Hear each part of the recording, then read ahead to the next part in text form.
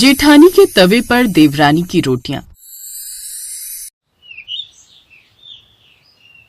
ममता ने जब से सुना था कि उसके देवर की शादी पक्की हो गई है, तभी से वो थोड़ी घबराई हुई थी। उसे लग रहा था कि अब देवरानी प्रीति के आने के बाद शायद उसका रुतबा इस घर में खत्म हो जाएगा। इसीलिए ममता इन सब से निपटने का तरीका ढूंढ रही थी। कविता, तू बोल रही थी ना कि कुछ दिनों में जादुई मेला लगने वाला है, तो कब लगेगा? कब तू मुझे चुड़ैल तवे वाली से मिलवाएगी? अरे अगले हफ्ते मैं तुझे ले चलूंगी। चुड़ैल तवे वाले से मेरी बात हो गई है। वो जादुई मेले में तवे बेचने आ रही है। पर तू पहाड़ी के पास मेरे साथ चढ़कर जा पाएगी ना? अरे अपनी देवरानी को नीचा दिखाने के लिए मैं किसी पहाड़ी के पार क्या सीधा पाताल लोक में भी चली जाऊंगी। मुझे बस तरीका चाहिए अपनी देवरानी को नीचा दिखाने का, ताकि वो मेरी जगह इस घर में ना ले पाए और ससुराल में उसकी बदनामी हो जाए। किससे बात कर रही है ममता? अरे माँ जी, वो मैं अपनी सहेली से, बस ऐसे ही। अच्छा ये सब छोड़, बात सुन। शाम को बाजार जाना है, प्रीति के लिए साड़ियां खरीदनी है। शादी को तो अब कुछ ही दिन बचे हैं, तो हमें जल्दी जल्दी तैयारियां करनी होंगी। हाँ ठीक है माँ जी, तो हम कल ही बाजार चलेंगे। अगले कुछ दिनों तक ममता ने अपनी सास के साथ शादी की खरीदारी की। अचानक एक दिन ममता की सहेली ने उसे बताया कि जादुई बाजार आज लग गया है। तो ममता बहाना करके सहेली के साथ पहाड़ी के पार जादुई बाजार में चली गई। ममता ने देखा उस बाजार में बहुत सारे जादूगर जादुई करतब दिखा रहे हैं और तरह तरह के जादुई सामान बेच रहे हैं। कविता ममता को जादूगरनी के पास ले गई जो जादुई तवे बेच रही थी। जादूगरनी आंटी नमस्ते, ये मेरी सहेली ममता है। वो आपने मुझे एक जादुई तवा दिया था ना, जिस पर रोटी डालते से ही अपने आप बन जाती है, वैसा ही तवा मेरी सहेली ममता को चाहिए। हाँ जादूगरनी आंटी, मुझे वो वाला तवा दे दो। पर वो तवा तो ऐसा है कि जो खरीदता है बस वही उस पर रोटी बना पाता है। अगर कोई और रोटी बनाएगा तो रोटी जल जाएगी। अगर तुम अपने लिए ये तवा खरीद रही हो फिर तो सही है। और हाँ, एक बात और ध्यान रहे, जादू भी ईमानदारी से चलते हैं। अगर तुमने जरा सी भी बेईमानी की तो फिर ये तवा नष्ट हो जाएगा।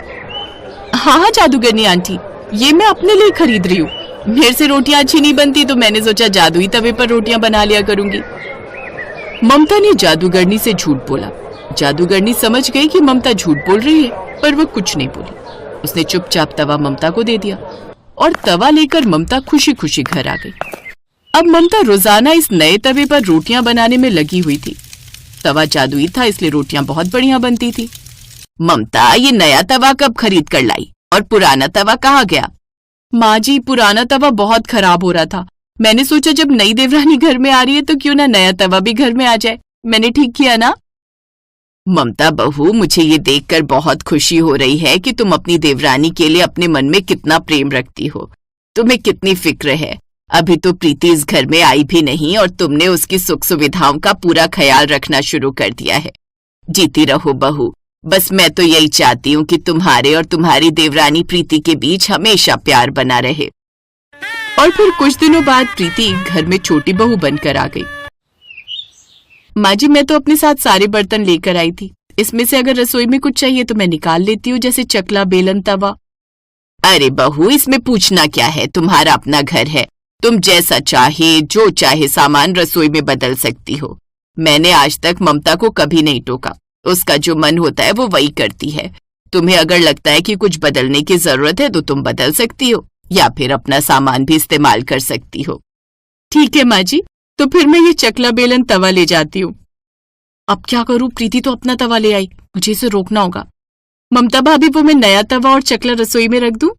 चकला तो तुम रख दो प्रीति, पर तवा तो मैं अभी कुछ दिन पहले ही नया लेकर आई हूँ। पुराना तवा खराब हो रहा था तो मैंने सोचा कि शादी के बाद जब तुम पहली रसोई में पहली बार रोटी बनाओगी तो तवा नया होना चाहिए, इसीलिए मैं तो खरीद कर ले आई थी। ये देखो, बिल्कुल नया तवा है। एक काम करो, तुम अपना तवा संभाल कर रख दो। जब ये तवा पुराना हो जाएगा तब हम तुम्हारे वाले तवे पर रोटियां बना लेंगे। अभी तुम मेरे तवे पर रोटी बना लो। दो तवे क्या ही करने हैं। ठीक है भाभी, तो अभी हम आपके तवे पर रोटी बना लेंगे। जब जरूरत होगी आप मुझे बता देना, मैं ये वाला तवा निकाल दूंगी। हाँ, और क्या, बिल्कुल, तुम अभी मेरे लाए हुए तवे पर ही रोटी बनाना। अच्छा सुनो, अब रात को तो रोटी तुम्हें बनानी है। आखिर मैं तुम्हारी जेठानी हूँ, देवरानी के हाथों की रोटी खाने का हक तो बनता है। मैं तुम पर हुक्म चला सकती हूँ। हाँ भाभी, क्यों नहीं, आपका पूरा हक है मेरे ऊपर हुक्म चलाने का। अरे मैं तो मजाक कर रही थी मेरी प्यारी देवरानी। प्रीति को क्या पता था कि ममता उसके साथ क्या चाल खेल रही है। प्रीति बेचारी तो सोच रही थी कि ममता उसे बहुत प्यार करती है, पर सच तो ये था कि ममता प्रीति से नफरत करती थी। शाम को प्रीति सबके लिए रोटियां बनाने लगी, पर उसने जैसे ही पहली रोटी तवे पर डाली वो तुरंत जल गई। प्रीति ने सोचा शायद गैस ज्यादा तेज है।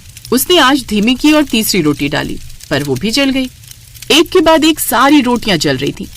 मैंने तो गैस की आंच धीमी कर दी, फिर भी इस तवे पर रोटियां जल रही हैं। अब क्या करूं? शादी के बाद पहली बार रोटी बना रही हूँ। सब लोग क्या कहेंगे कि मैं जली हुई रोटियां बनाती हूँ। ममता सब कुछ रसोई के बाहर खड़ी देख रही थी। मन ही मन वो हंसने लगी और प्रीति के पास गई। प्रीति, रोटियां बन गई क्या? अरे ये क्या, तुमने तो सारी रोटियां जला दी। माँ जी, रसोई में आकर देखो, आपकी नई बहू को रोटियां बनानी नहीं आती। देखो सारी रोटी जला दी। ऐसी बात नहीं है भाभी, पता नहीं रोटियां जल कैसे गई। मैं तो वैसे ही बना रही थी जैसे हमेशा बनाती हूँ, पर इस तवे पर रोटियां जल रही हैं। पता नहीं ये तवा मुझे लग रहा है ठीक नहीं है। अच्छा तो ये बात है, मैंने उस दिन तुम्हारा तवा इस्तेमाल करने के लिए मना कर दिया तो तुमने सारा दोष मेरे तवे पर निकाल दिया। मैं तुम्हारी दुश्मन नहीं हूँ प्रीति, मैंने तुम्हें नया तवा दिया था। हटो, मैं तुम्हें रोटी बनाकर दिखाती हूँ, वो भी इसी तवे पर। शांत हो जाओ बहू, आराम से बात करो। ममता ने रोटी बनाई तो तवे पर बढ़िया रोटी बन गई। प्रीति और सास दोनों हैरान रह गए। प्रीति को लगा शायद सचमुच उससे गलती हुई है, आज उसने रोटियां जला दी हैं। बाकी की रोटियां ममता ने बना दी। प्रीति को उस दिन बहुत बुरा लगा, सबके सामने उसका अपमान हुआ था। उस दिन के बाद से प्रीति के मन में एक डर बैठ गया। वो सोचने लगी कि कहीं सास और परिवार वाले उसे अनाड़ी न समझ ले, लेकिन प्रीति ने हार नहीं मानी। उसने ठान लिया कि अब वो अपनी रसोई की जिम्मेदारियों को अच्छे से निभाएगी। मुझे लगता है जो तवा भाभी लाई है उस पर मैं रोटी बना नहीं पा रही हूँ। मैं काम करती हूँ, एक बार अपना लाया हुआ तवा निकाल कर देखती हूँ, शायद उस पर रोटियां अच्छी बन जाए। प्रीति के मन में ममता के लिए कोई शक नहीं था, बल्कि उसे यही लग रहा था कि शायद वो अपनी जेठानी के तवे पर रोटियां नहीं बना पा रही। इस बार उसने अपना लाया हुआ पुराना तवा निकाल लिया, जिसे उसने चुपचाप गैस पर रखा और रोटियां बनाने लगी। पहली रोटी डाली और जैसे ही वो फूली, प्रीति की आंखों में चमक आ गई। इतनी देर में सास और ममता भी आ गए। अरे वाह प्रीति बहू, आज तो तुम बहुत बढ़िया रोटियां बना रही हो। ये तवा कौन सा है प्रीति जिस पर तुम रोटियां बना रही हो? क्या तुमने मेरे तवे पर रोटियां नहीं बनाई आज? हाँ भाभी, आज मैंने आपके तवे पर रोटियां नहीं बनाई। मैंने सोचा एक बार तवा बदल कर देखती हूँ और यही हुआ। मैंने तवा बदला और रोटियां अच्छी बन गई। मुझे लगता है शायद मैं इस तवे पर रोटियां अच्छी बना लूंगी, उस तवे पर मुझसे नहीं बनेगी। ये सब बेकार की बातें प्रीति, मैं खुद नया तवा खरीद कर लाई थी, देखो कितना बढ़िया। ममता ने जैसे ही गैस के चूल्हे के नीचे से जादुई तवा बाहर निकाला, उसके होश उड़ गए। तवे के 2 टुकड़े हो चुके थे। देखा भाभी, ये तवा बहुत कमजोर था इसीलिए टूट गया। मैंने कहा था ना, कमी मेरे हाथों में नहीं कमी इस तवे में है। तभी तो देखो कुछ ही दिनों में टूटकर 2 हिस्से हो गए। मैंने सही कहा ना माँ जी? हाँ बहू, बिल्कुल सही कहा। वही तो, अगर रोटी बनाते बनाते तवा टूट जाता तो। ममता, आगे से ध्यान रखना, कोई भी चीज लो देख परख कर खरीदना। चलो अब कोई बात नहीं, अब प्रीति के तवे पर ही रोटी बनाया करो। इस तवे को उसी दुकानदार को वापस करके आओ जिससे खरीद कर लाई थी। कहते हैं जो दूसरों के लिए गड्ढा खोदता है वो खुद ही उस गड्ढे में गिर जाता है। ऐसा ही ममता के साथ हुआ। उसने अपनी देवरानी के साथ गलत करना चाहा, पर खुद ही उसके साथ गलत हो गया। जादूगरनी की बात सच हो गई। ममता ने उससे झूठ बोलकर तवे को गलत इस्तेमाल के लिए खरीदा, पर तवा बेईमानी का भार सहन नहीं कर सका और टूटकर नष्ट हो गया।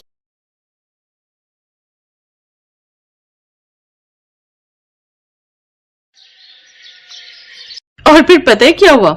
क्या हुआ बता? मैंने जैसे ही थैला खोला उसमें 3 आलू थे और कम से कम 5 लौकी। हैं? पर वो कैसे? अरे मैंने इन्हें कहा था कि 3 किलो आलू लाना और आधा किलो लौकी, पर ये वहां जाकर भूल गए और 3 किलो लौकी ले आए और आधा किलो आलू। बता, ऐसे हैं ये। कमाल ही हो गया ये तो। फिर तूने उन्हें कुछ कहा नहीं? कहती क्या, पहले तो मुझे समझ ही नहीं आया, फिर जब मैंने दिमाग लगाया तो समझ में आया कि भुलक्कड़ राम सब्जी गलत तौल से ले आए हैं। फिर जब मैंने इन्हें इनकी समझदारी बताई तो खुद भी हंसने लगे। अच्छा, फिर मैंने कहा कि अब आपने गलती की है तो इसका खामियाजा तो आपको भुगतना पड़ेगा। अच्छा, फिर तूने क्या करवाया जीजू से? मैंने कहा कि अब इतनी लौकी का क्या करें, तो खुद से ही बोले कि चलो लौकी की बर्फी बनाते हैं। और पता है, मैंने तो बहुत कम काम किया और सारी बर्फी इन्हीं से बनवाई। अरे वाह, तो कैसी बनी इतनी सारी लौकी की बर्फी? एक नंबर की बकवास, एक पीस खाकर ही फेंकनी पड़ी सारी की सारी। इनका चेहरा तो बस देखने लायक था। घर में सब लोग इन पर हंसे ही जा रहे थे। ये है सुधा और उसकी बचपन की सहेली जया। सुधा की शादी 2 साल पहले सुरेश के साथ हुई थी। सुरेश अपनी माँ कमला और छोटे भाई जयेश के साथ रहता था।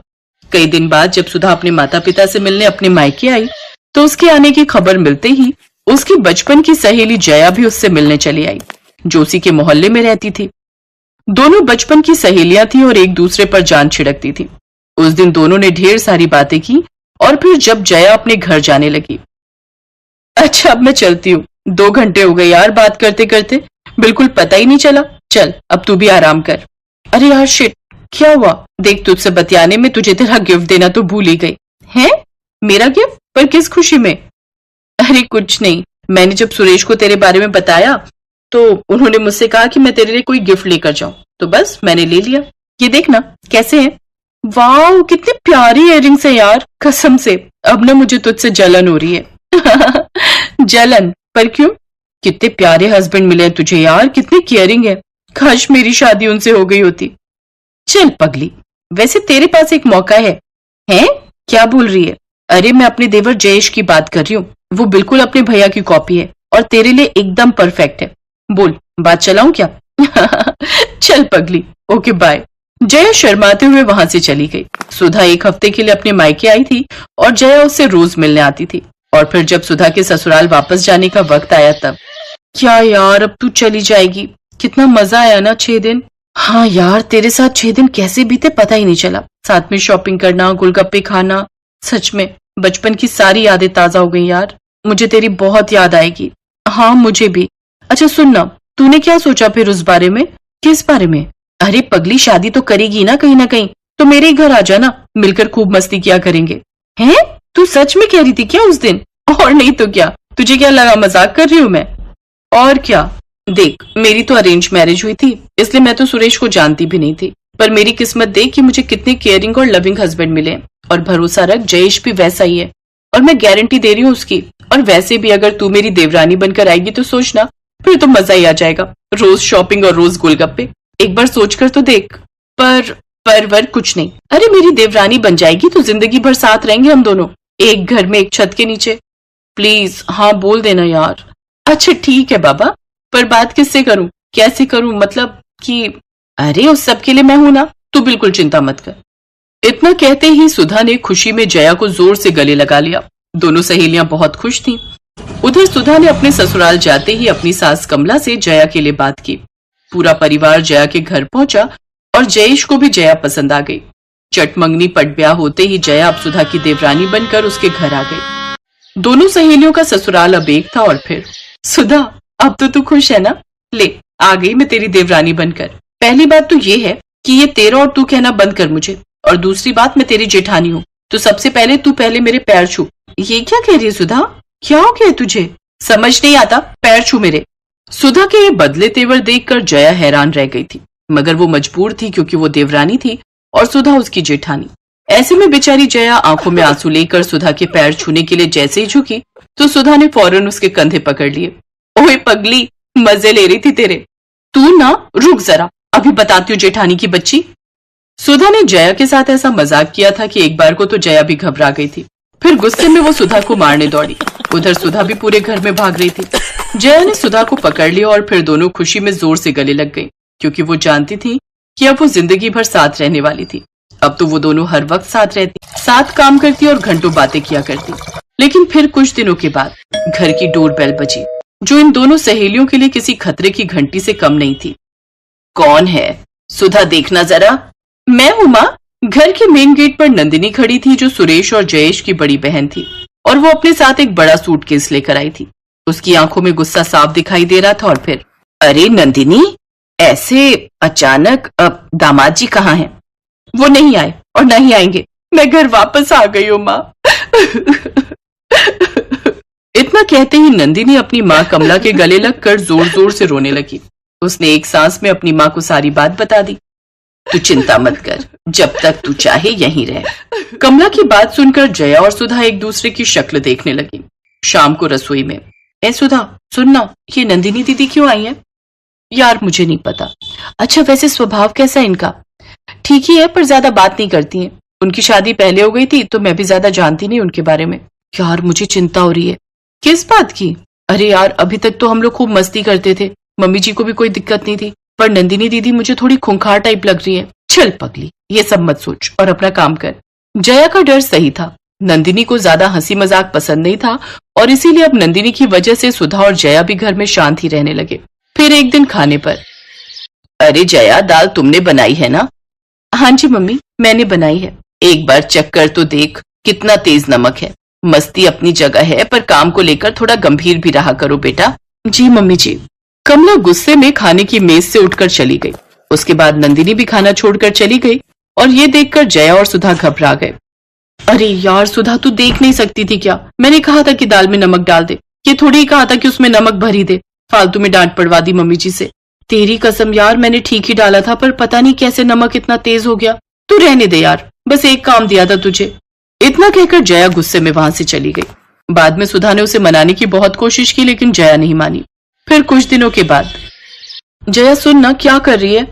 कपड़े धो रही हूँ। बता यार मेरी एक साड़ी धो देगी क्या प्लीज? हाँ हाँ ठीक है ला दे दे।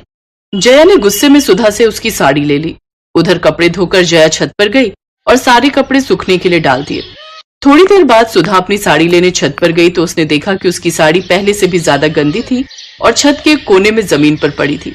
ये देखते ही सुधा भड़क गई और तेजी से नीचे उतरी। जया, ओ जया, अगर तुझे साड़ी नहीं धोनी थी तो साफ बोल देती ना, उसे ऐसे फेंकने की क्या जरूरत थी? देख मैंने तुझे कहा था कि मैंने जानबूझकर नमक तेज नहीं किया था, पर तू है कि अब उस छोटी सी बात का बदला लेने पर आ गई। जा, मुझे तुझ सबसे कोई बात नहीं करनी। ओए सुन, तू क्या बात नहीं करेगी मुझसे? मैं ही तुझसे बात नहीं करूंगी। अब से भाड़ में जा तू, समझी? जया के इतना कहते ही दोनों में लड़ाई शुरू हो गई। तभी वहां उनकी सास कमला आ गई और फिर, अरे ये क्या कर रही हो तुम दोनों? आपस में मत लड़ो। देखिए ना मम्मी जी, इसने मेरी साड़ी फेंक दी। मम्मी जी कसम से मैंने नहीं फेंकी, बल्कि इसी ने दाल में नमक तेज कर दिया था उस दिन। मम्मी जी से कह दो कि ये यहाँ से चली जाए वरना मैं कुछ कर बैठूंगी। तुम दोनों चुप हो जाओ। तुम दोनों कहीं नहीं जाओगी। यहाँ से जाना किसे चाहिए ये मैं जानती हूँ, और वो तुम दोनों नहीं बल्कि नंदिनी है। कमला की बात सुनकर हर कोई हक्का बक्का रह गया और पास ही खड़ी नंदिनी के तो पैरों तले जमीन ही नहीं रही। और फिर, क्या? पर मैंने क्या किया माँ? इस सब में मेरा क्या कसूर? मैं सब जानती हूँ नंदिनी, तू अपनी जेठानी से लड़कर यहाँ आई थी। मुझे लगा तू परेशान है इसलिए मैंने तुझे वापस जाने को नहीं कहा, लेकिन तू तो मेरे ही घर को उजाड़ने लगी। मेरी दोनों बहुओं में लड़ाई कर दी। उस दिन दाल में जब तूने नमक डाला था तो मैंने सब देख लिया था। मैं तो बस जय को डांट कर तेरे इरादे भांप रही थी, और आज मैंने खुद देखा कि कैसे तूने छत पर जाकर सुधा की साड़ी तार से नीचे गिराकर उसे गंदा किया। अब बस बहुत हो गया। इससे पहले कि मैं कुछ गलत कह दूं चली जा अपने घर। और तुम दोनों, तुम तो बचपन की सहेली हो ना, फिर एक दूसरे पर इतना भी भरोसा नहीं है। ऐसी कैसी दोस्ती है ये? चलो एक दूसरे से माफी मांगो। सच्चाई जानकर सुधा और जया एक दूसरे के गले लगकर रोने लगी। दूसरी तरफ अपनी पोल खुलने के बाद नंदिनी चुपचाप सूटकेस लेकर बाहर निकल गई।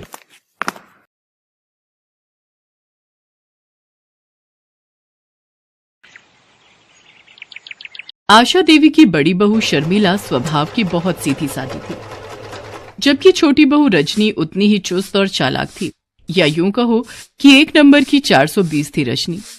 किसी को बेवकूफ बनाकर अपना फायदा ढूंढना ही उसकी आदत थी। माँ जी, ये गुलाबी रंग की साड़ी मैं ले लूं? मेरे पास गुलाबी रंग की एक भी साड़ी नहीं है। पर ये साड़ी तो शर्मिला बहू ने। अरे कोई बात नहीं माँ जी, अगर ये साड़ी रजनी को पसंद है तो रजनी ये रख ले, मैं ये नीली रख लूंगी। ठीक है, फिर कल शाम को तुम दोनों जल्दी से तैयार हो जाना, कहीं हमें बरखा की शादी में पहुंचने में देर ना हो जाए। अच्छा हुआ मैंने ये गुलाबी रंग की साड़ी रख ली। मैंने इस पर लगे प्राइस के रेट जो देख लिए थे, ये तो नीली साड़ी से 2000 रुपए महंगी है। अब कल इस साड़ी में मैं सबसे सुंदर लगने वाली हूँ। शर्मिला बहू, तुम सचमुच बहुत अच्छी हो। तुम्हें रिश्ते निभाने आते हैं।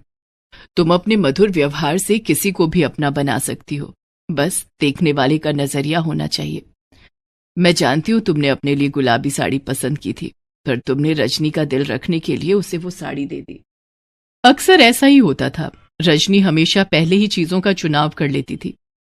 रजनी गुलाबी साड़ी लेकर कमरे में गई, पर जब वो तैयार होने लगी तो उसकी पलंग में लगी एक कील से थोड़ी फट गई। अब क्या करूं? ये साड़ी तो किनारे से फट गई। मैं अब बरखा की शादी में क्या पहनूंगी? आइडिया, ये ठीक रहेगा। रजनी चालाक थी। वो बहाने से सास के पास गई और बोली,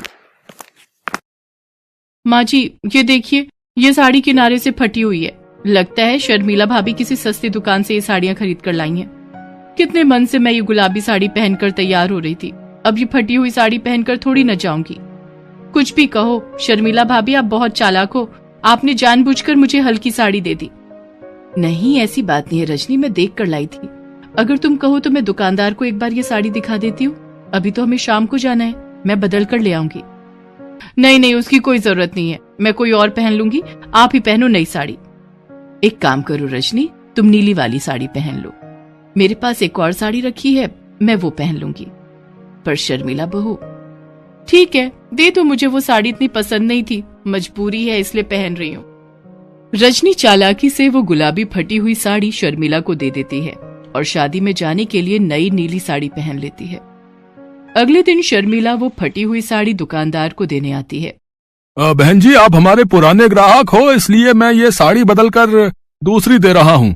पर हमारी दुकान में ऐसा कभी नहीं हुआ। हमारी दुकान में सारी साड़ियाँ चेक होकर ही आती हैं।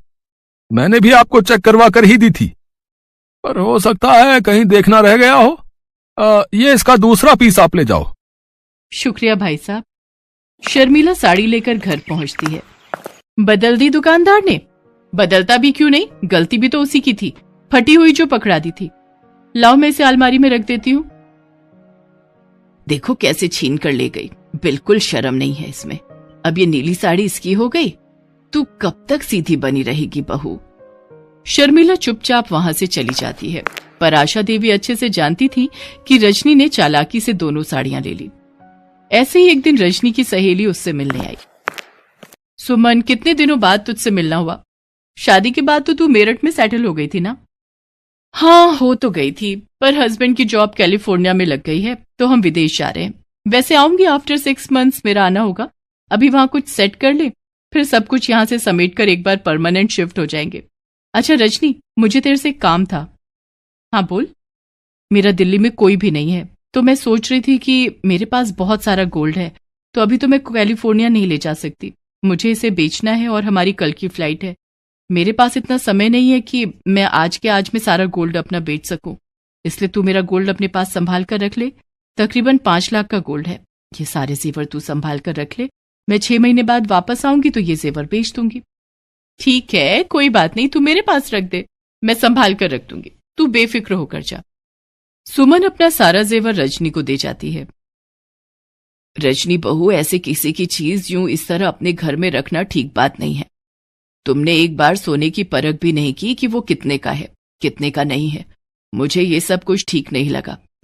तुम क्यों किसी की जिम्मेदारी अपने ऊपर लेती हो? आजकल ऐसा जमाना नहीं है। माँ जी, मेरी सहेली को मैं बहुत समय से जानती हूँ, वो काफी पैसे वाली है। उसके पास इतना सोना होना कोई हैरानी की बात नहीं है। उसका पति बहुत बड़ी कंपनी में नौकरी करता है, लाखों की सैलरी है। देखो खुद ही कह रही है कि कैलिफोर्निया शिफ्ट हो जाएगी। अब वो पागल थोड़ी है जो मेरे पास अपना सोना रखवाने के लिए आएगी। रजनी अपनी सास की बातों को अनसुना कर देती है। एक दिन, अरे रजनी बहू, तैयार हुई या नहीं? शर्मिला बहू और मैं कब के तैयार हो गए। मिसेस शर्मा के घर कीर्तन शुरू हो जाएगा, हम तब जाएंगे जब आरती शुरू होगी। क्या? अरे आ रही हूँ माँ जी, ये देखो मैं तैयार हो गई। ये तो वही जेवर है ना जो तुम्हारी सहेली तुम्हारे पास रखवा कर गई है, तुमने ये क्यों पहन लिए? अरे तो क्या हुआ माँ जी, कौन सा वो अभी लेने आ रही है? अभी अगले हफ्ते आना है उसने। 5 महीने से ऊपर हो गए मेरे पास ये जेवर संभाले हुए, अब एक बार पहन भी लूंगी तो क्या बिगड़ जाएगा। रजनी अपनी सास और जेठानी के साथ पड़ोस में कीर्तन में जाती है। सब लोग रजनी की तरफ ही देख रहे थे क्योंकि उसने बहुत सारे जेवर पहने हुए थे। उन्हीं में से एक महिला रजनी से जेवर के बारे में पूछती है।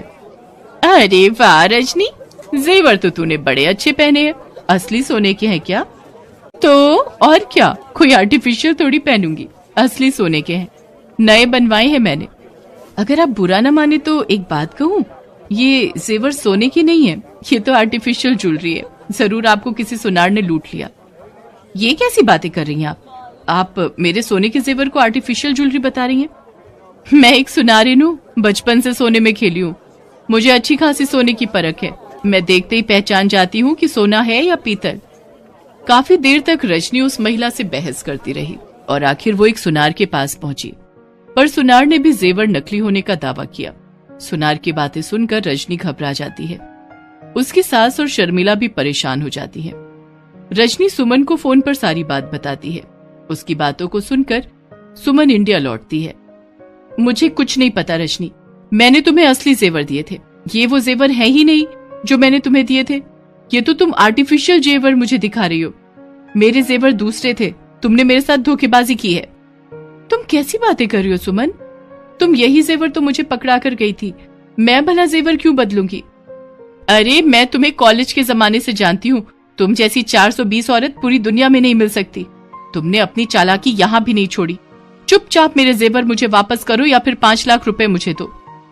मैं तो पहले ही कह रही थी ऐसे किसी पर विश्वास मत कर, पर ये मानती कहाँ है।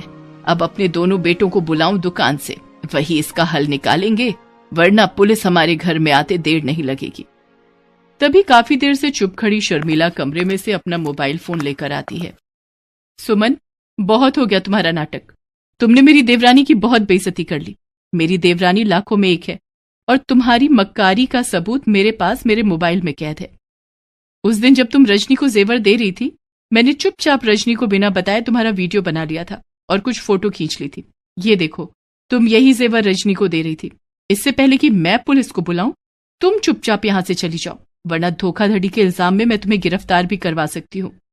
शर्मिला भाभी, आपने उस दिन वीडियो बना लिया था। आज आपकी वजह से मेरे ऊपर से ये झूठा इल्जाम लगने से बच गया। सुमन, यहाँ से चली जाओ और ये अपने आर्टिफिशियल जेवर भी ले जाओ। सच में किसी से अगर कुछ भी लेना देना करो तो उसकी कोई लिखा पढ़ी या रिसीविंग जरूर ले लो।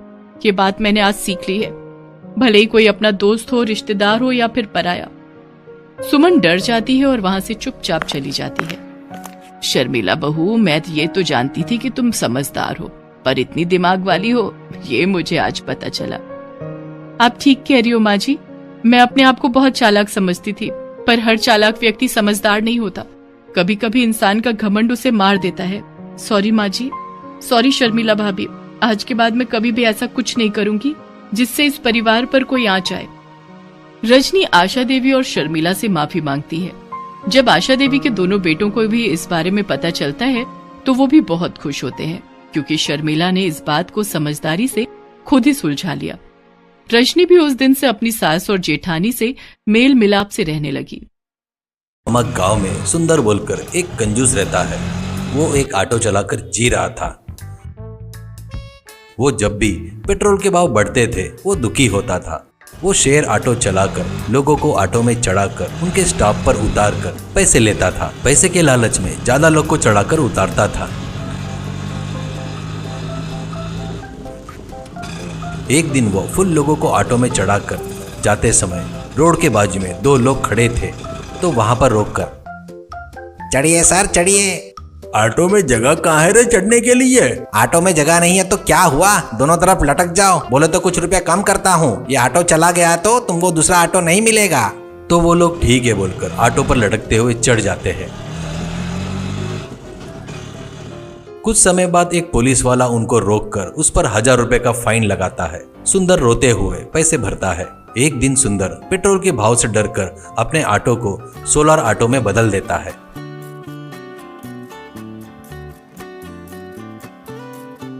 अब वो लेकर पेट्रोल के पैसे बचाते रहता है। एक दिन शुभम बोलकर एक व्यक्ति उस गांव में आता है। वो रोड के बाजू में खड़ा था तो बाजू में एक लड़का और एक लड़की बात कर रहे थे। क्यों जी, एक्सक्यूज मी, 14 नंबर की बस यहाँ पर आती है क्या? तो वो लड़का पीछे पलटकर, हाँ आती है रे, चिढ़कर बोलकर फिर से उस लड़की से बात करने लगता है। क्यों जी, बहुत देर से कुछ बात कर रहे हो, किस बारे में हो सकता है? ऐसा सोचकर उसको टोककर, क्यों जी, तुम्हारी पत्नी है क्या? तो वो गुस्से से, तुझे क्या करना है रे?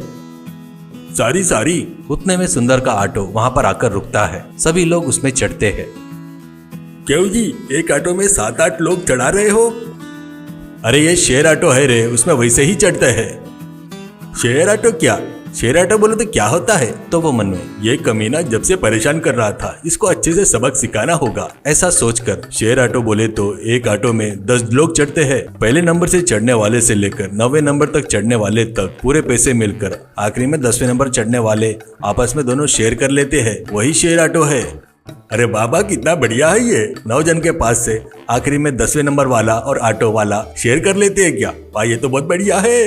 मैं यहाँ पर बहुत पैसे कमा सकता हूँ। सोचकर ऑटो में देखकर 1 2 3 करके गिनते हुए, क्यों जी आप चढ़े तो 10वां मैं हो जाता ना, शेयर के पैसे मैं ले लेता। क्यों तेरे को आस है तो मुझे नहीं हो सकती है क्या? तू किसी और को चढ़ा ले, मैं किसी और दूसरे ऑटो में चढ़ जाऊंगा। शुभम ऑटो वाले के पास आकर, भैया भैया रुको, मैं भी तुम्हारे ऑटो में 10 जन चाहिए ना, मैं 9वें को चढ़ाकर 10वां मैं चढ़ जाऊंगा।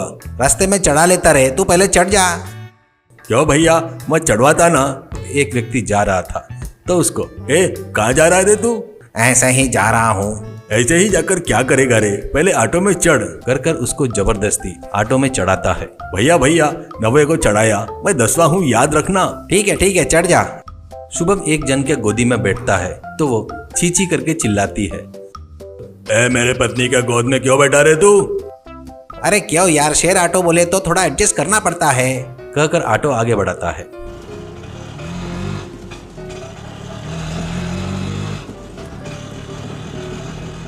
कुछ दूर जाने के बाद 3 लोग उतरते हैं। हाँ उतरो भैया, भैया को पैसे देकर उतरो।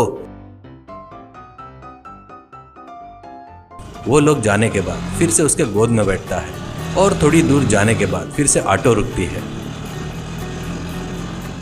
उसमें से 3 लोग उतरते हैं तो शुभम, हाँ भैया को पैसे देकर जाओ, कहकर फिर से उसकी गोद में बैठकर, चलो भैया चलो। क्यों रे, अब जगह है ना, अब गोद में क्यों बैठ रहा है? बस पहुंच गए माँ जी, थोड़ा एडजस्ट कर लो। और थोड़ी दूर जाने के बाद, रुको रुको, हाँ उतरो माँ जी, भैया उतरो, भैया को पैसे देकर उतरो। पति पत्नी उसको मारने जाते हैं तो सुंदर उनको रोककर उनको जाने को कहता है। सुंदर पैसे का हिसाब कर रहा था। हाँ भैया शेयर दो शेयर, मेरे को टाइम हो रहा है। शेयर क्या शेयर रे? काय का शेयर क्या? कौन सा ऑटो है ये? शेयर ऑटो है ये। शेयर ऑटो बोलो तो क्या है? हाँ शेयर ऑटो बोलो तो क्या? वही तू ही बता रे बाबा, तू ही बता। मैं बताऊँ क्या? 9 जन चढ़े ना, उनके पास से पैसे लेकर 10वां चढ़ता ना, मेरे जैसे को आधा पैसा शेयर देना, उसको शेयर ऑटो कहते हैं ना। सब पता है मेरे को, मेरे पास ज्यादा चालाकी मत कर, पैसे दे ईमानदारी से।